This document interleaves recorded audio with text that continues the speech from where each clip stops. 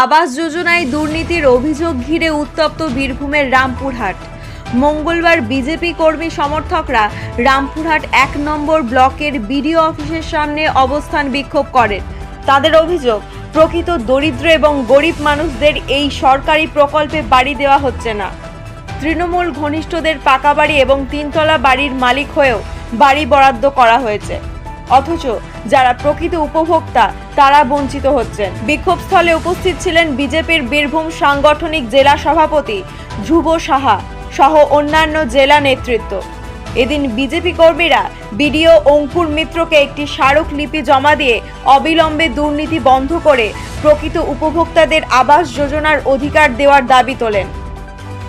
BJP নেতাদের অভিযোগ, যারা তৃণমূলের হয়ে কাজ করেননি বা মাথা নত করেননি তাদেরকেই বঞ্চিত করা হচ্ছে, অথচ তৃণমূল নেতারা যারা বড়লোক তাদের নামে বাড়ি বরাদ্দ হচ্ছে।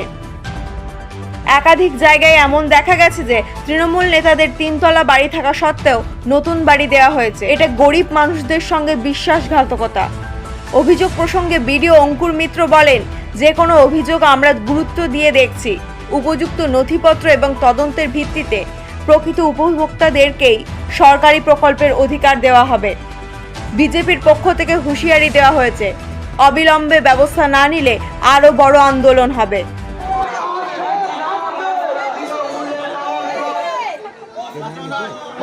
কি কারণে আজকে এই অবস্থা?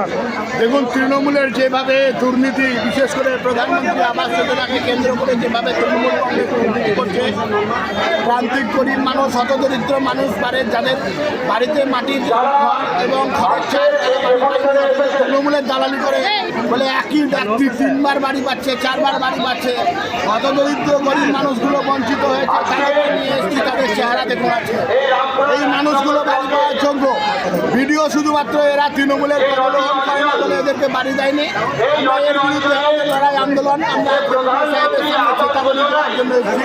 তাহলে আগামী সময় বৃহত্তর আন্দোলন করতে আমরা যারা বাড়ি পাচ্ছে আজ থেকে তাদের প্রথম কিস্তির টাকা ঢুকবে। যদি টাকা ঢুকে, সেই টাকা কিভাবে টাকা ঢুকে ভিডিওর নাকে দড়ি বেঁধে হাইকোর্টে তোলার দায়িত্ব। ভিডিও যদি ভাবে তৃণমূলের দালালি করার জন্য পাকা বাড়ি টাকা লোককে বাড়ি দিব, সেই তালিকা আমাদের কাছে আছে।